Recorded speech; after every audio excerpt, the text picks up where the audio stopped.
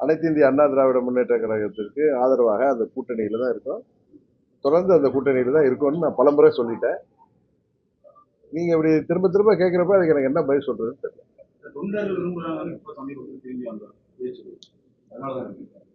அவங்க கூட தானே இருக்கேன். அம்மாவுடைய கொடியை போட்டு அம்மா மக்கள் முன்னேற்ற கழகம்னு ஒரு கட்சி நடத்திட்டு இருக்கோம். அது அம்மாவுடைய கட்சி தானே. அதனால நாங்க அவங்க கூட தான் இருக்கேன். அவங்க கூட இணைந்துதான் செயல்பட்டு இருக்கேங்கிறது தான் எங்களுடைய கருத்து.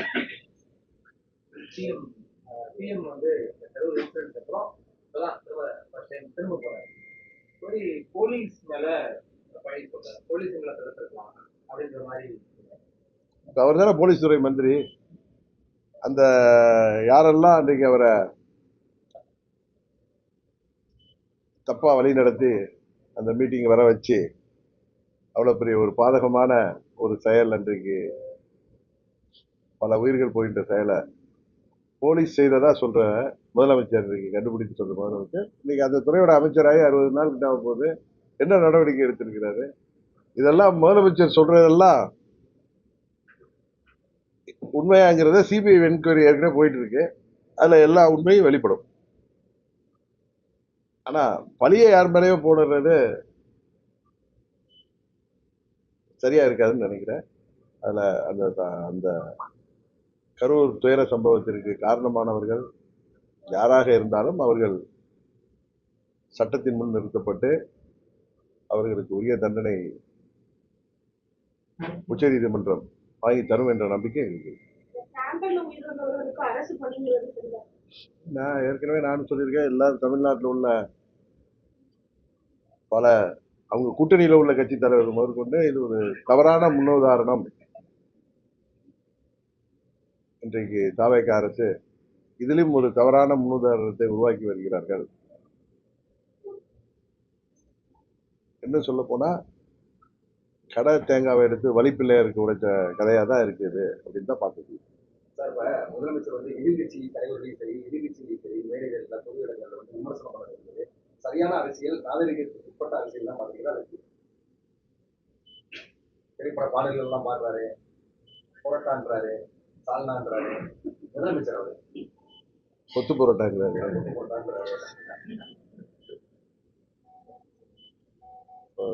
முதலமைச்சருக்கு இன்னும் ஒரு கடந்த காலத்தில் முதலமைச்சர்களாக இருந்தவர்கள் பொதுவெளியில அவர்கள் தங்கள் பதவியின் பொறுப்பை உணர்ந்து செயல்பட்டு வந்திருக்கிறார்கள்.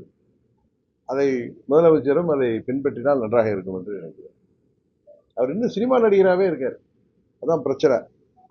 அதை வந்து சினிமா கவர்ச்சின்னு யாரும் சொன்னா ரொம்ப வருத்தப்படுறாரு, கோபப்படுறாரு. அவரை சேர்ந்த அந்த பரிவாரங்களும் ஆச்சரியக்குறிகளும் ரொம்ப வருத்தப்படுறாங்க. அவருமே அன்னைக்கு திருச்சி மேடையில அவர் அவருடைய உடல் மொழியே இன்னும் சினிமாவில் வந்து ஷூட்டிங் வரப்ப அவர் ஒவ்வொரு முறை வீட்டை விட்டு வெளியில வந்ததுல இருந்து அவர் வீட்டுக்கு போற வரைக்குமே எல்லாமே ஒரு ஷூட்டிங் பார்க்கிற ஒரு அனுபவம் தான் எல்லோருக்குமே ஏற்படுகிறது என்று எல்லோருமே சொல்கிறாங்க.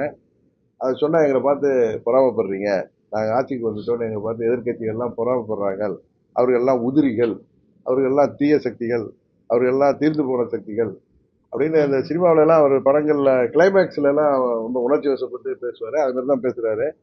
ஒண்ணு பேசுனா கத்தி பேசுறாரு, இல்ல வாயே திறக்க மாட்டுறாரு. அது ஏன் முதலமைச்சர் பேசுங்கன்னு சொல்லி மற்றவர்கள் கேட்டாங்கன்னா நான் கேட்கறது இல்லை. ஏன்னா முதலமைச்சர் பேசுனா அப்படிதான் இருக்குங்கிறது என்னால யூகிக்க முடியுது. மற்றவர்கள் அவரை பேச சொல்லி பார்க்கணும் ஆசைப்படுறப்ப அவர் யார் என்பதை வெளிப்படுத்தி கொண்டிருக்கிறார். அது சட்டமன்றமாக இருக்கட்டும், நேற்றைக்கு கூட கரூர் மேடையே அப்படித்தானே இருந்துச்சு. அவருடைய பாடி லாங்குவேஜ் ஏதோ துக்கத்துக்கு வந்த மாதிரி கருப்பு ஷர்ட் எல்லாம் போட்டிருக்காரு. ஆனா அவருடைய பேச்சிலேயோ அவருடைய உடல் மொழியிலேயே எந்த துக்கமும் வெளிப்படல. சினிமால எப்படி ஒரு ரோல்ல வந்து டைலாக் பேசுவாங்களோ அது மாதிரி தான் இருக்கே தவிர அதான் உண்மை. தப்பா எடுத்துக்காதீங்க. முதலமைச்சர் அவர்கள் அவர் முதல்வர் என்பதை உணர்ந்து செயல்படணும். உடனே சொன்னா அவருக்கு பரிவாரங்கள் இருக்காங்க. நம்ம மதுரையில ஒருத்தர் இருக்காரு நிர்மல்குமார் வந்து ஏதாவது உடனே எல்லாம் அரசியல் விட்டு போங்கிறாரு.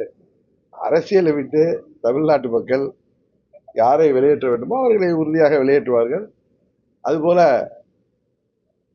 ஏதோ வாழ்வு வந்து விட்டதற்காக தான் உடைய அர்த்தராத்திரில குடை பிடிக்க வேண்டாம் என்று அவர்களுக்கு சொல்லுவார். அது எல்லாருக்கும் சேர்த்தே சொல்லுவார். அவருடைய பேச்சு துணி அப்படிதான் இருக்கு. ஒரு அகம்பாவம் அகங்காரம் தான் தெரியுதே தவிர அதுல ஒரு தன்மையே இல்லை. அதுதான் சக்சஸ் பண்ணலாம்னு நினைக்கிறாங்க. பிரச்சாரத்துக்கு அப்புறம் இல்ல அவர் ஒரு திரைத்துறை பிரபலம், சினிமாவில் வந்து பிரபலமான நடிகராக இருந்ததுக்காக தான் இந்த முறை ஆட்சிக்கு வந்திருக்காருங்கிறது யாராலையும் மாற்ற முடியாது. ஏன்னா அவர் என்ன 50-60 ஆண்டுகள் அரசியலில் சேவை செய்து வந்தாரா, இல்லை பேரறிஞர் அண்ணா போலயோ, இல்லை புரட்சித் தலைவர் எம்ஜிஆர் போலவோ சினிமாவில் நடித்தாலும் அவர் பல ஆண்டுகள் அரசியலில் ஒரு கட்சியின் வளர்ச்சிக்காக, ஒரு கட்சி ஆட்சிக்கு வர வேண்டும் என்பதற்காக உழைத்து வந்தவர். பல முறை சட்டமன்ற உறுப்பினராக இருந்து வந்தவர். அதான் சொல்லுவாங்கல்ல, சில பேருக்கு சில குருட்டு யோகம், குருட்டு அதிர்ஷ்டம். அதுபடி அவர் வந்தது சினிமா கவர்ச்சியை வச்சு தான். சினிமா நடிகர் இல்லைன்னா விஜய் யாருக்கு தெரியும்? உண்மைதானே? அதனால அவர் வந்தது சினிமாவில் இருந்து அவருக்கு உள்ள அந்த ஃபெமிலியாரிட்டியை வச்சு தான். அவர் சொல்றாருல, வீட்டில் எல்லாம் குழந்தைகள்லாம் இந்த டிவியில் பார்ப்பாங்கன்னு. தமிழ்நாடு முழுவதும் ஒரு 69 படங்களில் பல ஆண்டுகள் நடித்து சினிமா துறையில் சக்ஸஸ்ஃபுல்லாக இருந்ததுனால அந்த பிரபலத்தை வைத்து இன்றைக்கு 60 ஆண்டு கால திராவிட ஆட்சிகளுக்கு ஒரு மாற்று வேண்டும் என்ற எண்ணத்தில் மக்கள் அவரைக்கு 108 தொகுதிகள் தான் கொடுத்தாங்க. பெரும்பான்மை கொடுக்கல. பெரும்பான்மைக்கு அவர்கள் மற்ற கட்சிகளை, அது திமுக கூட்டணியில் வெற்றி பெற்ற கட்சிகளை தாவேக திரும்ப திரும்ப சொல்றேன், அவருக்கு அது புரிய மாட்டேது. அவரை சேர்ந்தவர்களுக்கு, பரிவாரங்களுக்கும் புரியல. எங்களுக்கு மக்கள் ஆட்சியை கொடுத்திருக்கிறார்கள், அதை பார்த்து பொறாமைப்படுகிறார்கள் சொல்றது தவறு. நீங்க 118 எடுக்கல, நீங்க யார்கிட்ட எல்லாம் ஆதரவு வாங்கியிருக்கீங்க அப்படிங்கிறத யோசிச்சு பாருங்க. உங்களை எதிர்த்து இப்ப அதுல திரு விஸ்வநாதன் அவர்கள் அமைச்சராக இருக்காருன்னா, காங்கிரஸ் கட்சி சேர்ந்தார். அவர் மேலூர்ல தாவேகா வேட்பாளரை எதிர்த்து தான் ஜெயிச்சு வந்திருக்காரு. அது கிள்ளியூர் சட்டமன்ற உறுப்பினராக இருக்கட்டும், அங்க இங்க ஆதரவு கொடுக்குறாங்களே, கம்யூனிஸ்ட்ல 2 கம்யூனிஸ்ட் சேர்ந்த 4 உறுப்பினர்கள், விசிகேவை சேர்ந்த 2 உறுப்பினர்கள், ஐயுஎம்எல்ஏ சேர்ந்த 2 உறுப்பினர்கள், எங்க கட்சியில தட்டி தூக்குறாங்களே அந்த உறுப்பினர், எல்லாருமே காங்கிரஸ் கட்சியை சேர்ந்தவர்கள் மாத்திரம் இல்ல, எல்லாருமே அந்த 11 பேர் வருதா, 11 பேருமே திமுக கூட்டணியிலிருந்து வெற்றி பெற்றவர். அமமுகவிலிருந்து தட்டி தூக்கப்பட்டவர் வந்து அதிமுக கூட்டணியிலிருந்து வெற்றி பெற்றவர். இவர்கள் ஆதரவோடு ஒரு கூட்டணி ஆட்சி அமைச்சுட்டாங்கிறாங்க. இது வந்து இதை வேற மாதிரி சொன்னா, ராஜாவை சொன்ன மாதிரி நீங்க என்னட்டு கட்டணம் தெரிவிப்பீங்க. இது வந்து அவங்க கூட்டணியில இருந்து யாரும் ஜெயிச்சு வந்தவங்க கிடையாது. அவரை எதிர்த்து ஜெயித்து வந்தவர்களோட அவர்கள் ஏதோ ஒரு காரணத்தை சொல்லிக்கொண்டு இந்த ஆட்சி, ஜனாதிபதி ஆட்சி வந்து விடக்கூடாது என்பதற்காக இந்த ஆட்சிக்கு ஆதரவு கொடுத்திருக்கிறார்கள். அதுல இருந்து தப்பிக்குவதற்கு தான் அவருக்கு காங்கிரஸ் மேலேயும் நம்பிக்கை இருக்கான்னு தெரியல, கம்யூனிஸ்டுகள் மேலேயும் நம்பிக்கை இருக்கான்னு தெரியல, மற்ற விசிகே, ஐயுஎம்எல் மேலேயும் நம்பிக்கை இல்லைங்கிறதுனாலதான் அதிமுக சட்டமன்ற உறுப்பினர்களை சினிமா உள்ள சினிமாவில எல்லாம் அந்த அந்த ஆற்றல் இருக்குல்ல, அவருக்கு சினிமாவை வைத்து கிடைத்த அந்த ஆற்றல் மூலம் அவர்கள் இங்க உள்கட்சி பிரச்சனையால அவர்களையும் ரிசைன் பண்ண வச்சிருக்காரு. இது வரைக்கும் தமிழ்நாட்டில் இல்லாத ஒரு முன்னுதாரணத்தை இப்ப கரூர்ல திரு விஜயபாஸ்கர் ஜெயிச்சிருக்காருன்னா, அவர் தாவேக்கா வேட்பாளர் வைத்து வெற்றி பெற்றவர். அவரை வந்து அந்த மக்கள் வெற்றி பெற செய்திருக்கிறார்கள். மக்கள் அவர் 5 ஆண்டு சட்டமன்ற உறுப்பினராக பணியாற்ற வேண்டும் என்பதற்கு தான் அவர் வெற்றி பெற செய்திருக்காங்க. அது விஜயபாஸ்கரா இருக்கட்டும், மற்ற அந்த 6 பேரா இருக்கும் அதிமுகல இருந்து ரிசைன் பண்ணவங்க அத்தனை பேருமே அந்த தொகுதியில 5 ஆண்டுகள் சட்டமன்ற உறுப்பினராக தங்களுக்கு பணியாற்ற வேண்டும் என்று இரட்டை இலையில் வெற்றி பெற்றவர்கள். அவர்களை இந்த அவதார புருஷர், அவர்களுக்கு ஆட்சி அதிகாரம் இருக்கு, அவர்களா என்னை பார்த்து வந்துட்டாங்கன்னு சொல்றது ஒரு சின்ன குழந்தை கூட நம்பாது. அவர்களுக்கு ஏதோ கன்சிடரேஷன், ஏதோ அவர்களுக்கு நான் தருகிறேன், அது தருகிறேன் சொன்னதுனாலதான் அவர்கள் வந்திருக்கிறார்கள். அதை தான் குதிரை பேருன்னு சொன்னா கோச்சிக்கிறாங்க அவங்க. அவரோட சேர்ந்த பெரிய ஒரு வைகோவும் கோச்சிக்கிறாரு. இன்னொரு கட்சி எம்எல்ஏவை, இன்னொரு கூட்டணியில் ஜெயித்தவர்களை தங்களுக்கு ஆதரவாக அமைச்சர் பதவி கொடுத்து ஆட்சியில் வைத்திருப்பதும், எதிர்கட்சிகள் இருந்த சட்டமன்ற உறுப்பினர்களை ஆதரவாக வச்சிருப்பதும் ஒரு ஊழல் தான். அது ஒரு ஊழல் தான். லஞ்சத்தை சேர்ந்தா அது மாதிரி 6 சட்டமன்ற உறுப்பினர்களை, அதிமுக உறுப்பினர்களை ரிசைன் பண்ண வச்சதும் ஊழல்ல தான் சேரும். அதனால இவங்க வந்து தூய சக்திங்கிறதெல்லாம் சும்மா தமிழ்நாட்டை அழிக்க வந்த நாசகார சக்தியாகத்தான் எல்லோரும் அதை பார்க்க தொடங்கியிருக்கிறார்.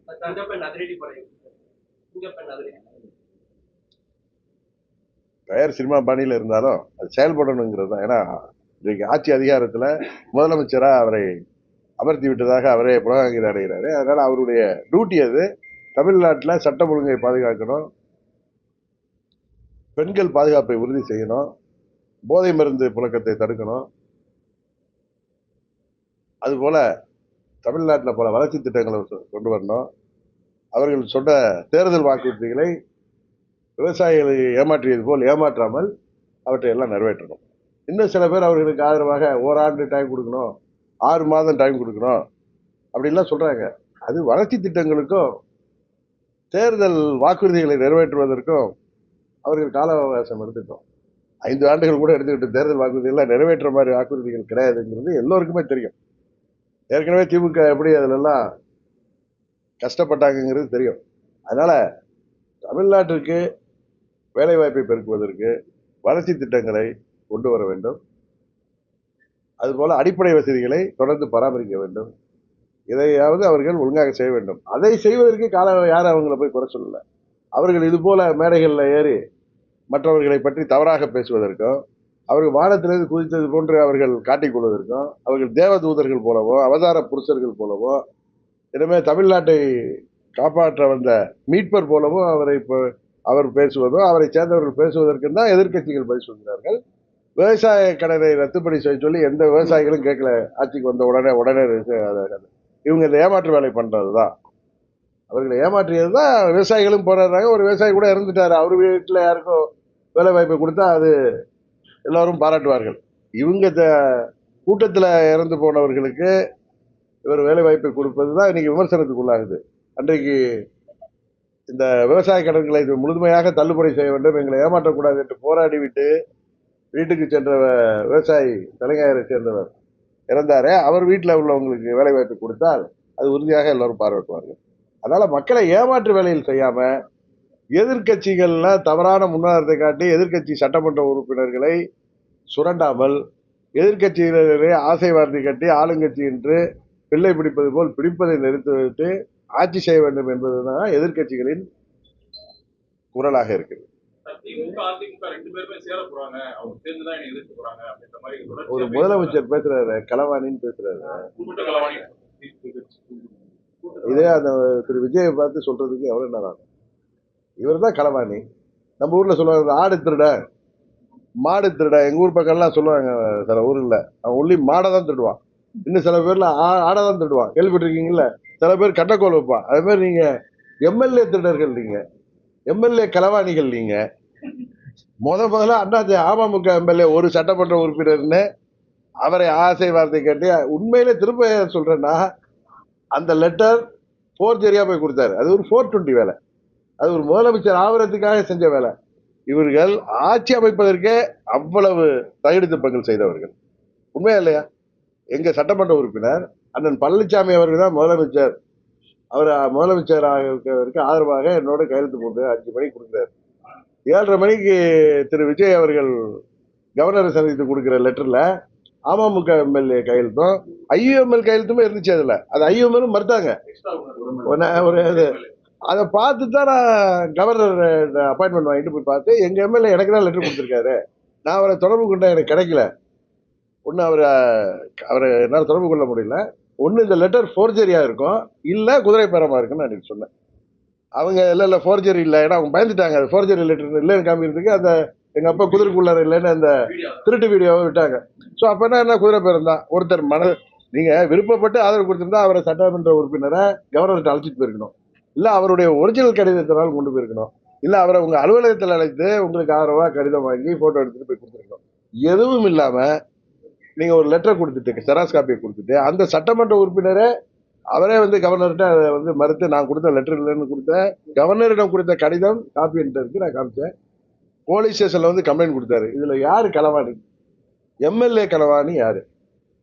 அது மாதிரி மற்ற கட்சிகளை இப்படி ஏதோ வெற்றி பெற்று விட்டோங்கிற அகம்பாவத்துல இவர் பேசுவது வன்மையாக கண்டிக்கிறது.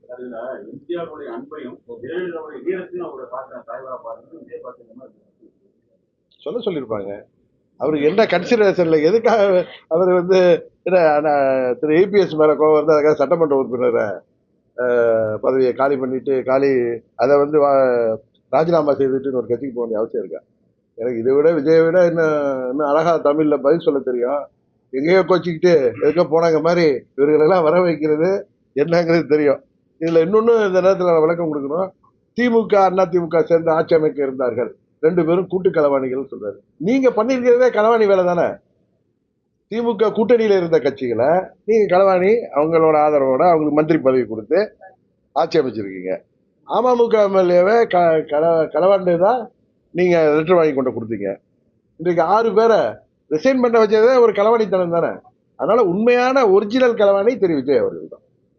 முன்னாடி உள்ள முதலமைச்சர் எல்லாம் அதிகமா வந்து பேசினாங்க, செயல்ல இல்ல. இவர் வந்து செயல் அதிகமா இருக்கு, பேச்சு கம்மியா இருக்கு. அதான் அவரே சொல்றாரு, talk less work more, reel less work மோர்னு தான் அவரை பார்த்து நம்ம சொல்லணும். லெஸ் ரீல் போடுங்க, ரீல் விடுறதை நிறுத்துங்க. நான் முதல்ல இருந்து சொல்லிட்டு இருக்கேன், ரீல் விட்டு ஆட்சிக்கு வந்தீங்க, இப்ப ரீல் போட்டு ஆட்சிக்கு வந்தீங்க, இப்ப ரீல் விட்டு ஆட்சியை தொடரலான்னு பாக்குறீங்க. தமிழ்நாட்டு மக்கள் உங்களை ஆட்சியில் அமர்த்தியதாக நீங்க சொல்கிறீர்கள், அவர்கள் எல்லாத்தையும் பார்த்துட்டு தான் இருக்காங்க. உங்களை விட பெரிய ஜாம்பவான்கள் எல்லாம் பார்த்தவர்கள் தான் தமிழ்நாட்டு மக்களும் இன்றைக்கு இருக்கிற திராவிட கட்சிகளும். உறுதியாக உங்களை தேவையான பதிலடியை தமிழ்நாட்டு மக்கள் மூலம் நாங்கள் தருவோம். அரசியல் நிலவரம் எப்படி சார் இருக்கு? உண்மையிலேயே அதிமுக திமுக கூட்டு சேரக்கூடிய சூழல் அந்த மாதிரி இருக்குங்களா?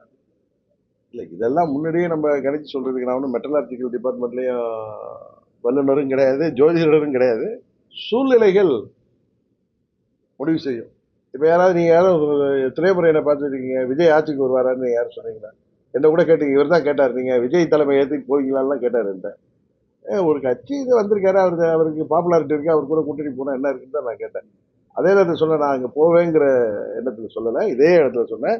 என்னுடைய நான் தேசிய ஜனநாயக கூட்டணியை விட்டு வெளியே இருந்தாலும் என்னுடைய முதல் சாய்ஸ் தேசிய ஜனநாயக கூட்டணி தான் அன்றைக்கு சொன்னேன். அப்போ கூட நீங்கள் திமுகவோட போவீங்களா விஜயோட போறீங்களா இவர் தான் கேட்டார். நான் சொன்னேன், இப்போ ஒரு யதார்த்தத்தை சொல்றது. இப்போ அவர் சொல்றல, அவர் தான் களவாணின்னு சொல்றேன்ல. ஏன்னா திமுகவுக்கு அண்ணா திமுகவுக்கு வக்காலத்து வாங்கி சொல்லல. இன்னொரு கட்சியை வந்து களவாணின்னு சொன்னா அப்புறம் நீங்க செய்த களவாணித்தனத்தை நாங்கள் சொல்லி தானே ஆகும். அதே போல நான் யதார்த்தத்தை தான் சொல்றேன். எனக்கு விஜயை பார்த்து போட்டியும் கிடையாது, பொறாமையும் கிடையாது. அவர் ஆட்சிக்கு இது எப்படியோ ஆட்சிக்கு வந்துட்டீங்க, ஒழுங்கா ஆட்சி நடத்துறவர் பார்த்துட்டு இந்த மாதிரி இன்னும் ஷூட்டிங் சினிமா நடிகராகவே இருக்காதீங்க, நீங்க முதலமைச்சராக செயல்படுங்கன்னு தான் சொல்றேன். திரும்ப ஒரு அவைக்கா திமுக ரெண்டும் ஒரே அலையன்ஸ்ல வரணும் அப்படின்ற point. என்ன இவருக்கு இங்க பாதிப்பு வரும்னு நினைக்கிறாங்க? இல்ல இல்ல இல்ல. அவர் வந்து பாஜகவை எதிர்க்கணுங்கிறதுக்காக தாவேக்காவும் திமுகவும் ஒரே அணியில் வந்து அது ஒரு பொலிட்டிக்கல் ஸ்டேட்மெண்ட் தான் நான் பார்க்கிறேன். அதே மாதிரி தான் திமுகவும் அண்ணா திமுகவும் ஒன்னா வருமா, வர்றதுக்கு வாய்ப்பு இருக்கான்னு கேட்குறீங்களா? ஒரு பொலிட்டிக்கல் சிச்சுவேஷன் யாரை வேண்டுமானாலும் ஒன்று சேர்க்கும். அதுதானே இது வரைக்கும் கடந்த காலத்தில் பார்த்துருக்கோம். பேரறிஞர் அண்ணாவும் ராஜாஜி ஒன்று சேர்ந்திருக்காங்க, சரிதானே? அதனால பல முன்னுதாரணங்கள் இருக்கு. அதனால நீங்க இதையெல்லாம் வந்து இது நடக்குமா அது நடக்குமா இது கூடாதா அப்படிங்கிறது. இப்ப திமுக கூட்டணியில ஜெயித்த கட்சிகளை தன் பக்கம் இழுத்து இல்ல அவர்கள் போய் ஆதரவு கொடுத்து அமைச்சர் பொறுப்புல தாவேகா கூட்டணியில இருக்கிறது நியாயம்னா எந்த கூட்டணியும் நியாயம்தான். அரசியல் சூழ்நிலை தான் முடிவு பண்ணுறீங்களா சார்? அதிமுக திமுக சூழ்நிலை தான் முடிவு பண்ணும். எந்த சூழ்நிலை தானே. விஜய் வந்து அந்த அளவுக்கு வல்லமை படைத்தவராக இருக்காரு சார். ரெண்டு பேரும் சேர்ந்து தான் அவர் இருக்கக்கூடிய அளவுக்கான நிலை இருக்காரு சார் அரசியல்ல. இந்த தேர்தல்ல அவர் 35% வாக்கு வாங்கியிருக்காரு, கரெக்டு தானே? எங்க கூட்டணி 23% வாங்கியிருக்கு, திமுக கூட்டணி அதை விட அதிகம் வாங்கியிருக்கு. நீங்க அப்படித்தானே பாப்பீங்க. அவரு இப்ப நீங்க 108 சீட்ல ஜெயிச்சதுனால நீங்க அவர் பலம் பொருந்திய கட்சின்னு பார்த்தா அதை வீழ்த்துவதற்கான வீரத்தை எதிர்காலத்துல வருகிற தேர்தல்ல மற்ற கட்சிகள் எடுப்பதில் ஒன்றும் தவறு இல்லைல்ல. தொழில்துறையில இந்தாய் கம்பெனி வந்து ஆந்திர கவர்மெண்ட் எதுவுமே கான்ட்ராக்ட் பண்ண மாட்டாங்க, பூராத்தையும் உண்மைதான் சொல்றது உண்மை. அவர்கள் வந்து இந்த ஆட்சி கவிழ்ந்து விடுமோங்கிற பயத்துல திரு விஜய் அவர்கள் இருக்கிறாரு. காங்கிரஸ் கூட அவங்க நம்புறாங்க, மற்ற கட்சிகளை நம்புவதற்கு பயப்படுறாங்க. அதனாலதான் அதிமுக எம்எல்ஏக்கெல்லாம் ரிசைன் பண்ணா இன்னும் ஒரு 4-5 மாதங்கள்ல மறுபடியும் ஒரு இது வந்துச்சுன்னா, நம்பிக்கையில்லா தீர்மானம் வந்தா இவர் எம்எல்ஏ அசம்பிளி ஸ்ட்ரென்த் கம்மியா இருக்கும். அப்ப இருக்கிறத வச்சு அது பெரும்பான்மை காட்டி விடலாம்ங்கிறதுக்காக தான் அவர் வந்து அதிமுக அவர்களை சதி செய்து ரிசைன் பண்ண வைக்கிறாரு. அது வந்து இந்த தேர்தல் இப்போ இன்னைக்கு சென்னை தலைமை நீதிபதி தலைமையிலான அமர்வே நேற்று அது 5 தொகுதிகளில் வந்து தேர்தல் நடத்த அறிவிப்பு கூடவேன்னு சொல்லியிருக்காங்க. அதனால அது தேர்தல் நடக்காம இருக்க விஜய்க்கு அது வந்து சாதகமான ஒரு சூழ்நிலை உருவாக்குவதற்காக செய்த இது ஒரு தந்திரமான நரித்தனமான களவாளித்தனமான நடவடிக்கை தான் சட்டமன்ற உறுப்பினர்களை ரிசைன் பண்ண வைப்பது. அதுலதான் அவங்க கான்சென்ட்ரேட் பண்றாங்களே தவிர வேற எந்த வளர்ச்சி திட்டத்திலையும் அவர்கள் ஒன்றும் கான்சென்ட்ரேட் பண்ணல. சும்மா ரீல்ஸ் போடுறாங்க அவ்வளவுதான். ஏன்னா ரீல்ஸ் போட்டு மக்களை ஏமாத்தி ஆட்சிக்கு வந்த மாதிரி இப்ப அது நடந்ததா இது நடந்ததா போடுறாங்க. அவங்க உண்மையிலே இப்ப செயல்படுறது, இது கரூர்ல வந்து பேசியது இதெல்லாம் பாத்தீங்கன்னா, அவர் வந்து ஒரு தேர்தலுக்கு முன்பு பேசிய அதே ஸ்டைல்ல பேசுறதுக்கு காரணம், ஆட்சி கவிழ்ந்து விடுவோங்கிற பயத்துல, ஆட்சியை காப்பாற்றிக் கொள்ள வேண்டுங்கிற இதுலதான் செயல்படுறாங்க தவிர, வேற தமிழ்நாட்டு வளர்ச்சி இதுலயுமே அவர்களுக்கு எந்தவித ஈடுபாடும் இருப்பதாக தெரியவில்லை.